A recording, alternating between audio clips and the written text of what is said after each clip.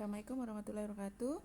Kita lanjutkan, kali ini kita membahas tentang ruang lingkup daripada perusahaan asuransi. Nah, berdasarkan pasal 2 Undang-Undang Nomor 40 Tahun 2014, perusahaan asuransi syariah perusahaan asuransi umum hanya dapat menyelenggarakan usaha asuransi umum. Termasuk di sini adalah usaha asuransi kesehatan dan usaha asuransi kecelakaan diri, dan juga adanya reasuransi untuk resiko perusahaan dan asuransi umum lainnya. Itu untuk perusahaan asuransi umum ya.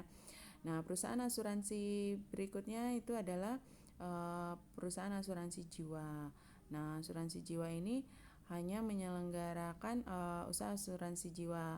Termasuk di sini adalah anuitas dan usaha asuransi kesehatan dan juga asuransi kecelakaan diri. Selanjutnya yang ketiga itu adalah perusahaan reasuransi yang menyelenggarakan usaha reasuransi. Jadi ruang lingkup asuransian itu ada asuransi umum, asuransi jiwa, dan perusahaan reasuransi. Nah, yang ketiga yaitu adalah dalam pasal 3 maksudnya itu ada perusahaan asuransi syariah, itu hanya dapat menyelenggarakan yang pertama itu usaha asuransi umum syariah. Termasuk juga di sini adalah asuransi kesehatan yang berdasarkan prinsip syariah dan usaha asuransi kecelakaan diri yang berdasarkan prinsip syariah tentunya.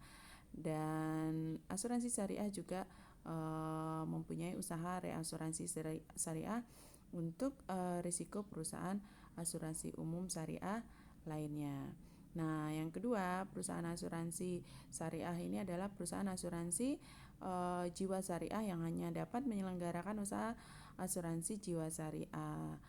Dan di sini termasuk juga usaha anuitas dan usaha asuransi kesehatan berdasarkan prinsip syariah dan asuransi kecelakaan diri yang berdasarkan prinsip syariah.